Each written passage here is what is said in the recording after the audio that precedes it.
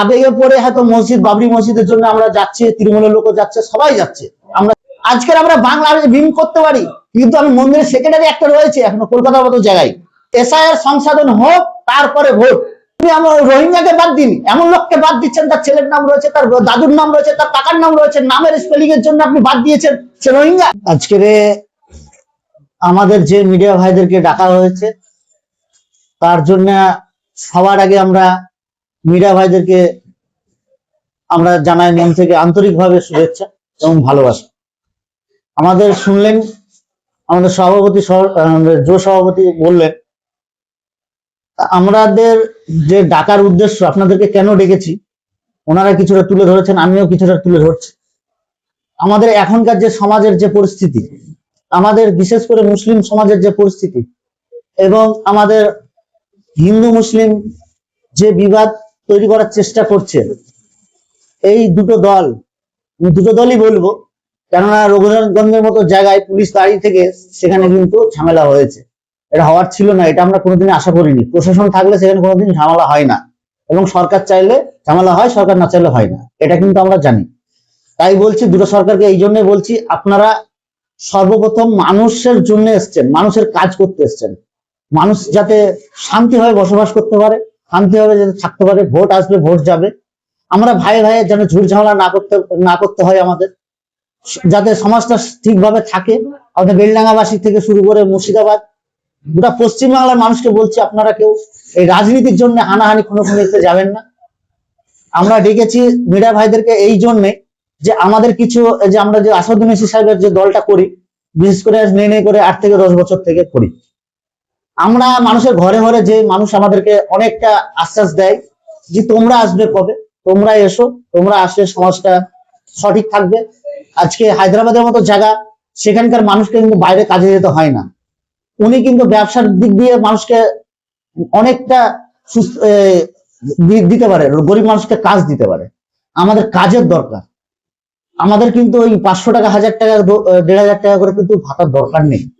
তাই যুবকরা, যে মুর্শিদাবাদের যে যুবকরা আছে, তারা বাইরে যে পরিযায়ী শ্রমিক হিসেবে যাচ্ছে, সেখানে মার খাচ্ছে, সেই সব জিনিসগুলো দেখার জন্য। তাই বলছি, আমি আমাদের যারা শীর্ষ রয়েছেন তাদেরকেও বলছি যে আপনারা একটা ভালো করে বুঝুন যে আমরা 10 বছর থেকে পার্টিটা করছি, বুথে বুথে যে ঘরে ঘরে ঢুকে আমাদের যে জিনিসটা তৈরি হয়ে আছে, সেই জায়গাটা আপনারা নিমেষে আজকে একটা দল তৈরি হলো, সেই দলটাকে আপনি হ্যান্ডওভার করে দিচ্ছেন। আমরা যে কষ্ট করে এতগুলো লোক আজকে নিজের পকেট থেকে খরচা করে আজকে পার্টি অফিস চালাচ্ছি, এবং আমরা যে মানুষকে যে বুঝিয়েছি, তারা তো আমাদের ঘুরে প্রশ্ন করছে তোমার প্রার্থী কোথায়। আমরা জানি যে আমাদের প্রার্থী এবং আমাদের শিষ্যরা চিন্তা ভাবনা করে দেয়, যেখানে আমরা জিততে পারবো সেখানে দেবো, যেখানে জিততে পারবো না সেখানে দেবো না। কেননা ইতিমধ্যে সবাই বলে যে আমরা বিজেপির বি টিম, কেননা আমরা ভোট কাটুয়া। সেই জন্য এই চিন্তাটা মাথায় রেখে আসাদুদ্দিন ওয়াইসি সাহেব যেখানে আমরা জিততে পারবো সেখানে প্রার্থী দেয়, যেখানে জিততে পারবো না এবং আমাদের যেখানে 30 থেকে 40% ভোট আছে সেখানে প্রার্থী দেওয়ার চেষ্টা করছে। তাই আমি ভাইদেরকে বলবো যে আপনার বিভ্রান্ত হবেন না। বেশি প্রার্থী দেয়নি মানে কি আমাদের দুর্বল, তা নয়।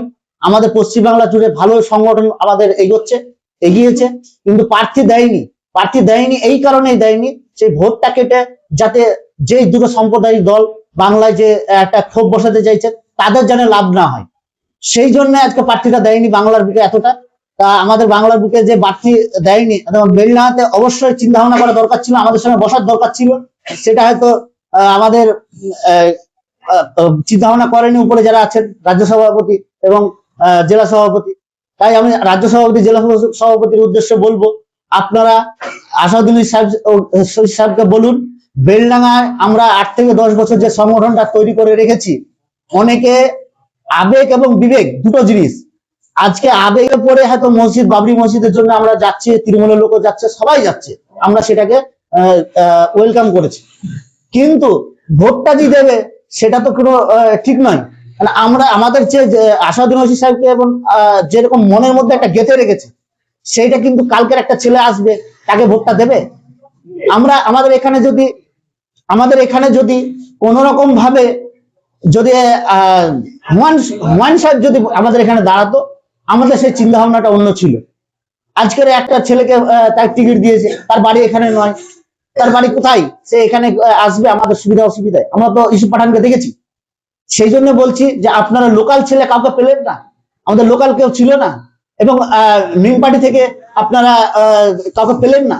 এতদিন ধরে পার্টিটা আমরা এখান থেকে সংগঠনটা চালিয়ে যাচ্ছি। তাই বলছি আপনারা একটু চিন্তা ভাবনা করুন, বেলডাঙ্গা নিয়ে একটু ভাবুন। বেলডাঙ্গার মানুষ আমরা 100% আমাদের কাছে চাই, যেই শুনছে সেই আমাদের চাইছে যে আসাদুদ্দিন ওয়াইসি, আকবরউদ্দিন ওয়াইসি আসুক। তাই বলছি যে আপনারা একবার চিন্তা ভাবনা করেন, এখনো সময় আছে। আর যে ছেলেটাকে প্রার্থী করেছে, আমরা যদি সুপ্রিম বলে যে ঠিক আছে ওকে সাপোর্ট করো, আমরা চিন্তা ভাবনা করবো, কিন্তু আমাদের সঙ্গে আলোচনা করে বসে বলবে। আমাদেরকে এখনো পর্যন্ত আমাদের সঙ্গে কোনো আলোচনায় বসলো না। তাই বলছি যে আপনারা একটু চিন্তা ভাবনা করুন। এই মুহূর্তে কি চাইছেন আপনারা? এই মুহূর্তে কি চাইছি বললে পরে আপনারা হয়তো বলবেন আমরা মানুষের জন্য এসেছি, মানুষের জন্য এসেছি যেহেতু আমরা চাইবো যে বেলডাঙ্গার বুকে যতক্ষণ না এসআইআর নিয়ে যে ভোটার লিস্টে যে নামগুলো বাদ গেছে তাদের ভোটটা আগে সংশোধন হবে, তারপর ইলেকশন হবে। আমাদের মনের কথা, আগে এসআইআর সংশোধন হোক, তারপরে ভোট। এটাই আমরা মানুষের কাছে বার্তা দিচ্ছি। আর আমাদের বেলডাঙ্গার সমস্ত যতগুলো পার্টি আছে তাদেরকে বলবো, আপনারা বিডিও স্যারকে বলুন যে আমরা ভোট বয়কট করব। যতক্ষণ এসআইআর এর যে ভোটার লিস্টে যে নাম বাদ গেছে তাদের নামগুলো যতক্ষণ না সংশোধন হচ্ছে, যে রোহিঙ্গা বলে এসআইআর নিয়ে এসেছিল, সে রোহিঙ্গাকে বাদ দিন। আপনি আমার রোহিঙ্গাকে বাদ দিন, এমন লোককে বাদ দিচ্ছেন তার ছেলের নাম রয়েছে, তার দাদুর নাম রয়েছে, তার কাকার নাম রয়েছে, নামের স্পেলিং এর জন্য আপনি বাদ দিয়েছেন সে রোহিঙ্গা। আপনারা এই ভুল বার্তাটাকে মানুষের মধ্যে একটা হিংসা ছড়াচ্ছেন। আমাদের হিন্দু মুসলিম আমরা ভাই ভাই একসঙ্গে থাকি। আমি এখন একটা মন্দিরের সেক্রেটারি আছি, আজকের আমরা বাংলা বিম করতে পারি, কিন্তু আমি মন্দিরের সেক্রেটারি একটা রয়েছে এখনো কলকাতার মতো জায়গায়। তাই বলছি আপনাদের সামনে যে আমরা ভাই ভাই একসঙ্গে থাকতে চাই, একসঙ্গে আমরা সমাজটাকে নিয়ে শান্তিভাবে বাঁচতে চাই। আপনারা আমাদের মধ্যে বিভ্রান্ত সৃষ্টি করবেন না। সমাজটাকে সচেতন করুন, সমাজটা ঠিক থাকবে সেই ব্যবস্থা করুন। মানুষ আপনাদের নির্বাচিত করে নিয়ে এসছে, আপনারা যাতে সমাজের ভালো হবে সেটা করুন। ইলেকশনটা কোনো ভাগ নয়, ইলেকশন এখন বাদ দিন। দিয়ে যে মানুষগুলো প্রেস কর্পোরেশন এসআর নিয়ে যে মানুষগুলো যে ভুগছে, যার বাদ গেছে ভোটের নাম, সেই চিন্তাটা আগে করুন, তারপরে ভোট করুন। মানুষ আপনাদের ভালোবাসবে, মানুষ আপনাদের পাশে থাকবে। আপনার নাম পরিচয় বলুন। আমার নাম হচ্ছে মোহাম্মদ মুস্তাফা শেখ, আমি এখানকার ভাইস প্রেসিডেন্ট। কোথায়? বেলডাঙ্গার ভাইস প্রেসিডেন্ট আমি।